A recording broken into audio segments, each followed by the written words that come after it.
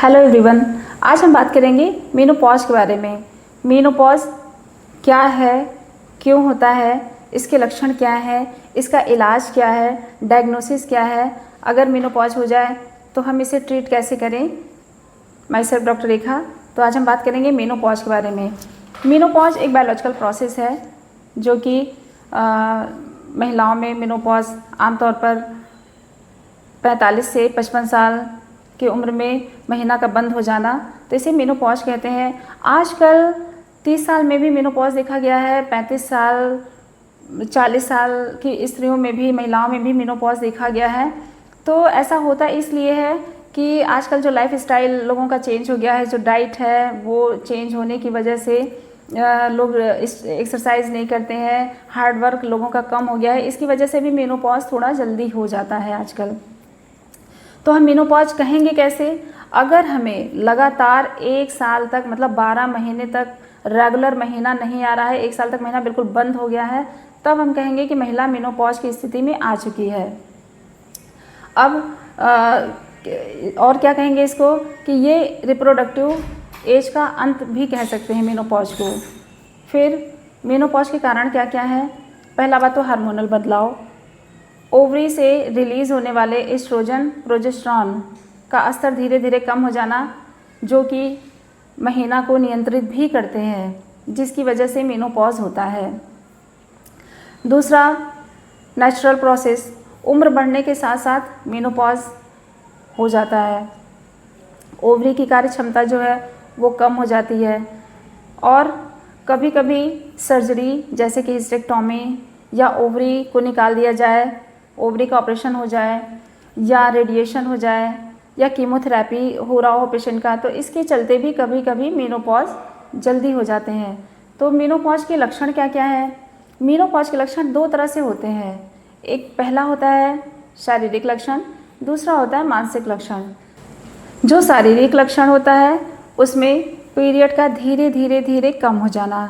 दूसरा जो होता है वो हॉट फ्लशेज होता है, महिला को एक ही बार में बहुत तेज़ गर्मी लगना, रात में बहुत ज़्यादा पसीना का आना, नींद अच्छी ना आना, नींद में दिक्कत होना, और योनि का सूखापन यानी वेजाइनल ड्राइनेस बहुत ज़्यादा होता है, और हड्डियों में कमजोरी भी हो सकती है। ये भी मेनोपॉज का एक लक्षण है। अब बात आती है मानसिक लक्षण या भावनात्मक लक्षण। इसमें क्या होता है? इसमें मूड स्विंग्स होता है, स्ट्रेस होता है, एंजाइटी हो सकता है, मूड स्विंग हो जाता है, पेशेंट डिप्रेशन में चला जाता है, और उसकी जो संबंध बनाने या सेक्स करने की जो रुचि होती है वो धीरे धीरे ख़त्म होने लगती है, आत्मविश्वास में कमी हो जाता है। तो ये सारे मानसिक लक्षण होते हैं या भावनात्मक लक्षण होते हैं मेनोपॉज के, जो कि हर महिला इस पीरियड से गुजरती है। और ये पीरियड थोड़ा टफ होता है, लेकिन धीरे धीरे धीरे महिला को समझना चाहिए कि मतलब ये धीरे धीरे ठीक भी हो जाएगा, कोई परेशान होने की ज़रूरत नहीं है। एक टाइम पीरियड में मेनोपॉज के टाइम पे ऐसा होता है। दूसरी बात आती है कि डायग्नोसिस इसका कैसे बनाएं, इसका डायग्नोसिस क्या है? आमतौर पर उम्र के लक्षण को देखकर ही डॉक्टर समझ जाते हैं कि ये मेनोपॉजल वुमेन है। कभी कभी FSH टेस्ट करवाना पड़ता है, फॉलिकल स्टिमुलेटिंग हार्मोन। अगर फॉलिकल स्टिमुलेटिंग हार्मोन का जो स्तर है या लेवल है बहुत ज़्यादा बढ़ा हुआ रहता है, तो भी संकेत है कि मेनोपॉजल वुमेन है। अब इसका ट्रीटमेंट क्या लेंगे? मेनोपॉज का कोई ट्रीटमेंट नहीं होता है, क्योंकि ये कोई बीमारी नहीं होती है। हाँ, अगर आपको लक्षण ज़्यादा हो रहे हैं तो उसके लिए लक्षण के हिसाब से आप थोड़ा वो ट्रीटमेंट ज़रूर ले सकती हैं, जैसे कि अपने लाइफ स्टाइल में बदलाव करके आपको कंप्लीट डाइट लेनी चाहिए, जिसमें विटामिन डी या कैल्शियम सप्लीमेंट हो। दूसरा, रेगुलर एक्सरसाइज करना है, आपको धूम्रपान नहीं करना चाहिए, पर्याप्त नींद लेनी चाहिए, योगा करना चाहिए, थोड़ा एक्सरसाइज करना चाहिए। तो ये सारी चीज़ें करके आप अपने आप को बेहतर बना सकती हैं, अपने आप को फिट रख सकती हैं, और ये सारी जो चीज़ें होती हैं उससे आप बच भी सकती हैं। मेडिकल मैनेजमेंट की बहुत ज़्यादा अगर आपको हॉट फ्लशेज है तो डॉक्टर की सलाह पे आपको हार्मोन रिप्लेसमेंट थेरेपी यानी HRT थेरेपी किया जा सकता है। कैल्शियम या विटामिन डी का टेस्ट करवाने के लिए अगर आपके शरीर में बहुत ज़्यादा ये सब कमी हो रहा है तो आप डेक्सा स्कैन करा सकती हैं। इससे आपको पता चल सकता है कि आपको कहीं ऑस्टियोपोरोसिस तो नहीं हो रहा है, तो ये इससे पता किया जा सकता है। लो डोज एंटी डिप्रेसेंट भी मरीज को दिया जा सकता है। और अगर बहुत ज़्यादा ड्राइनेस है, वेजाइनल ड्राइनेस है, तो उसके लिए लुब्रिकेंट का भी प्रयोग किया जा सकता है, जो कि डॉक्टर आपको बताएंगे और देंगे।